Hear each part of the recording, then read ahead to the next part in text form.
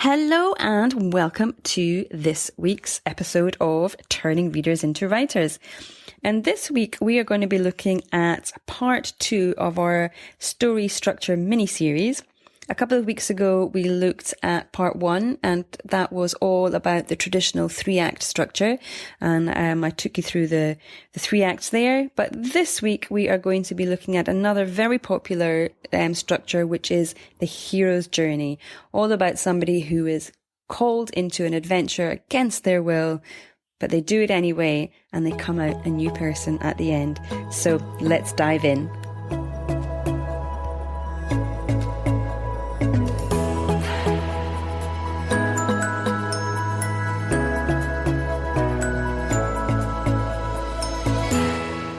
Welcome to the Turning Readers into Writers podcast, where we teach beginner writers how to find the time and the confidence to write their first novel.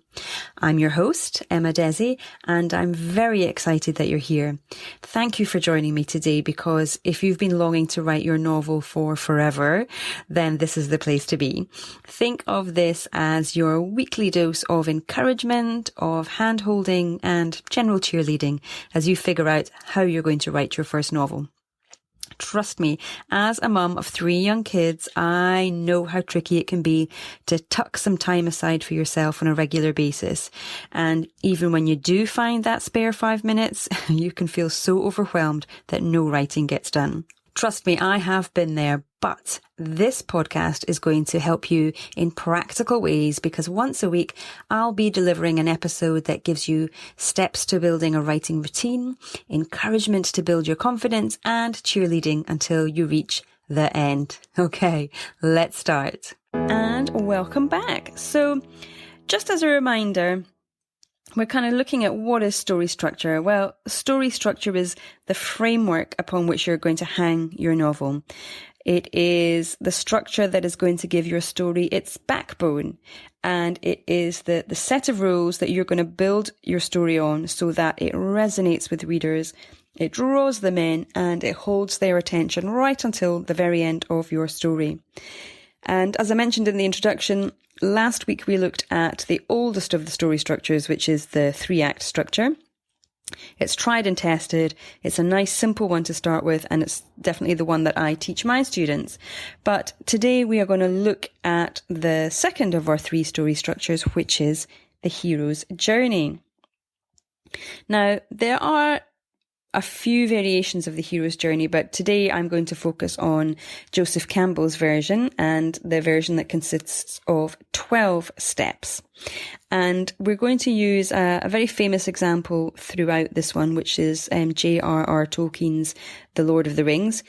It's it's a really, really famous story, obviously, and most people know it, so it's a good reason to use it.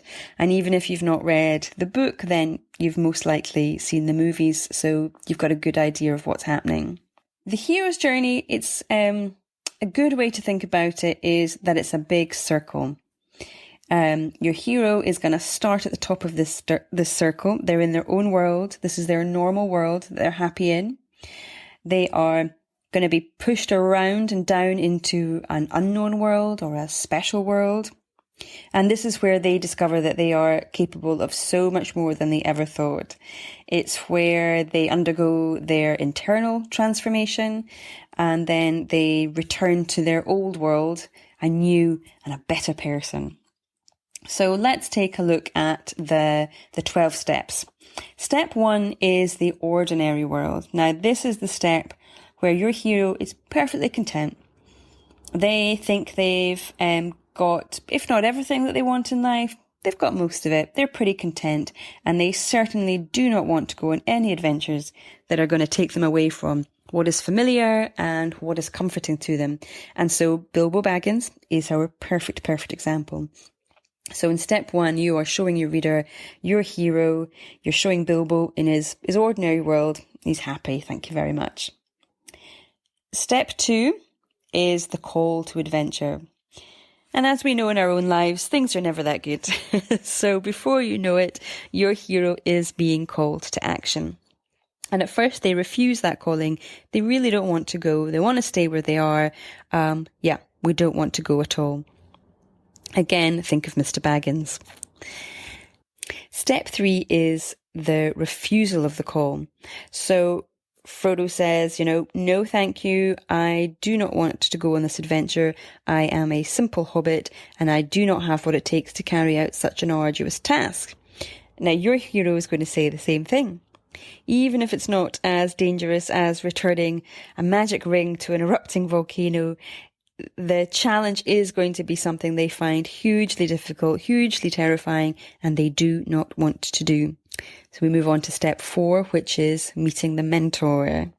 So in this step, a third party appears, and that third party is the person who is going to encourage or sometimes push your hero into accepting that call to action. So persuaded or forced into it, they reluctantly agree and they reluctantly begin their journey. So in our Lord of the Rings example, Gandalf appears and convinces Frodo that, he has no choice. For the sake of the Shire, he has got to take the ring out of the Shire.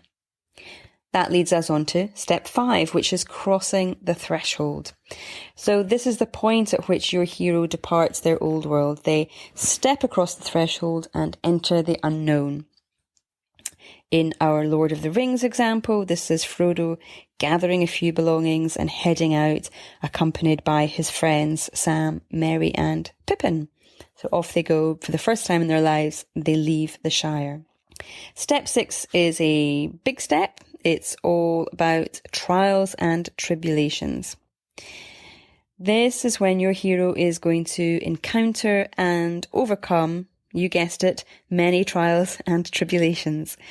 These are going to push your hero absolutely to their limits. Their strength, their courage, it's all tested, and they're being forced to do things that they really did not think that they were capable of.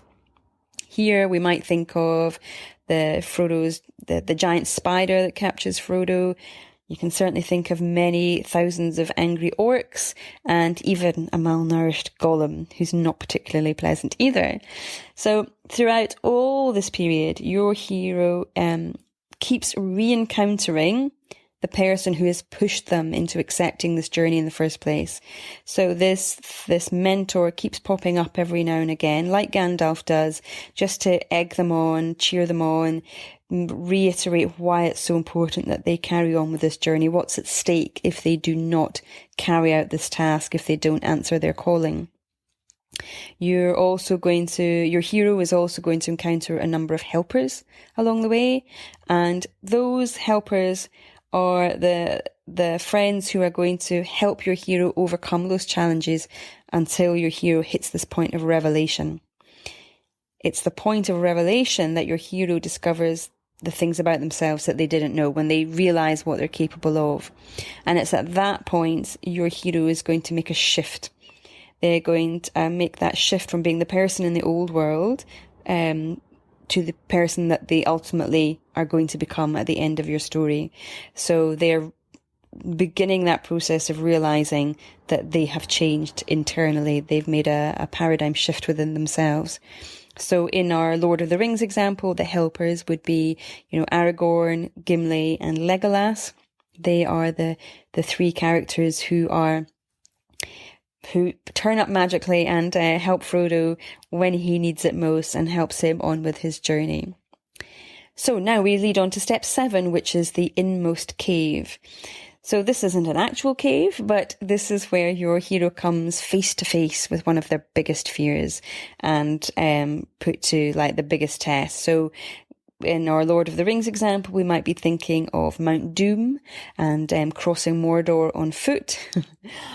Not something any of us would want to do. And I have to admit, even the word Mordor, it kind of sends a shiver up my spine, just the thought of having to go across that land, full of danger. Step 8 would be the ordeal. So this is the crisis point. This is when your hero is at their lowest ebb or their weakest ebb, and they just don't know whether they can carry on. And it's at this moment that they they regroup.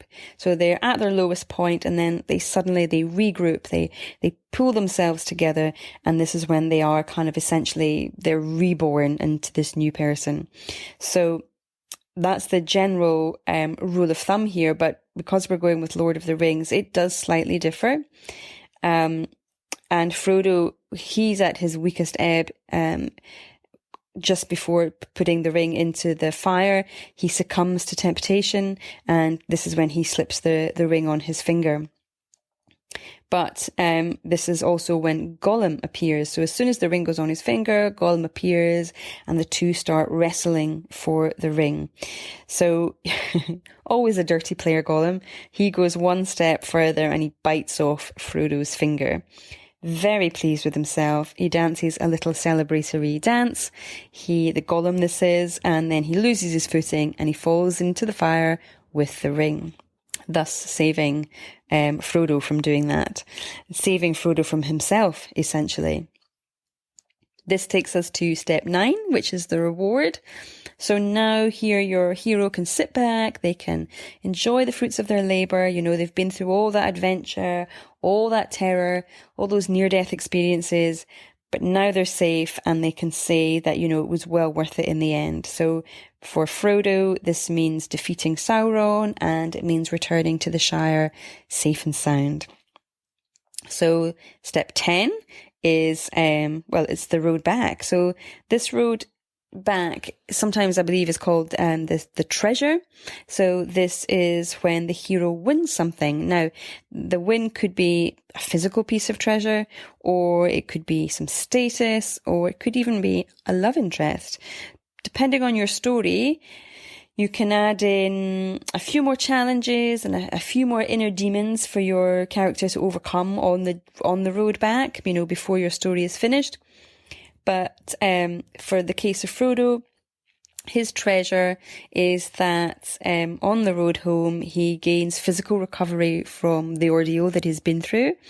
And he also discovers that his fellow hobbits, Sam, Merry and Pippin, that they are all alive and well. So that is the treasure for him. Step 11 is resurrection or rebirth. So the result here of winning that treasure is that either the baddies have, you know, bowed down before your hero, or they have chased your hero out of the special world. So in the case of Lord of the Rings, the baddies have bowed down before Frodo, i.e. Sauron was defeated, and his treasure, so now he can claim his treasure, and that is his friends and his return home. And he's returning home with all the new experiences he's had of this outside world, that unknown world that he has lived through. Our final step is step 12, and this is called return with the elixir. So your hero has returned home, not only with their treasure, i.e. The friends, Frodo's friends. He's returned home with his treasure, but he also has this whole new vision of himself. Your hero has a whole new vision of themselves and the world in which they have returned to. So for Frodo, he's returned to the Shire, as I said a moment ago, with his treasure, with his friends, but he is no longer the same hobbit who left. He's not the frightened hobbit who was scared of the world outside of the Shire. So there we go. We have this complete circle where we have your hero who is happy in his life. He doesn't want to leave. He's kicked out of his world, whether he likes it or not. And he's sent round on this big adventure, has a lot of revelations along the way, a lot of trials and tribulations along the way, but he rediscovers himself. He's reborn. He wins some treasure and a newfound respect for himself and what he's capable of, and a new bravery and a new way of seeing the world. So that is our lovely round circle of 12 steps for the hero's journey.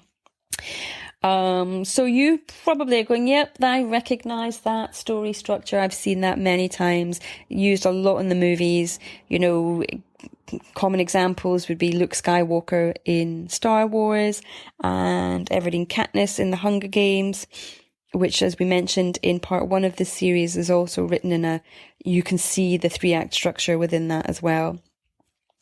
Even Harry Potter, young as he is called on a hero's journey. So very commonly used within stories today. And I think particularly kind of in the fantasy genre, the sci-fi genre, it's a really useful structure to base your story on. So there we go. That's the hero's journey. Next week, we're going to look at, not next week, next time. I think a couple of weeks' time, we're going to come back and we're going to look at the third and final structure in this little series, which is the 7-point story structure. So I hope this has given you food for thought. I hope it's been useful. Maybe you're recognizing the hero's journey in your own piece of work at the moment, or maybe you haven't been sure of what you're doing, but you think, oh, this might fit for the tale that I'm trying to tell. So you can now go forth and look it up, get some more details on it, and see if that's going to be the right fit for you and the story you're telling at the moment. All right, thank you very much for listening, and I look forward to speaking to you again soon. Take care for now. Bye-bye. So there we have it, the hero's journey. I hope you found that useful. Just before we go, I wanted to remind you that I have a Facebook group called Turning Readers into Writers, and it is specifically designed with you in mind if you are a beginner writer who is looking to find that time, that confidence to write your first novel. In the group, you'll find not only, education, advice, hints and tips, but we also have a weekly live Q&A, and we have guest speakers come in to talk on all manner of subjects. So, if that sounds interesting to you, if that sounds like that would be a good space for you, come on over. We also offer a lot of support and cheerleading as you make your journey. So go to emmadesi.com/turning readers into writers, or you can go directly to Facebook and search Turning Readers into Writers. So I hope you'll come on over and join us there, and I'll look forward to welcoming you in. All right, take care. Bye-bye.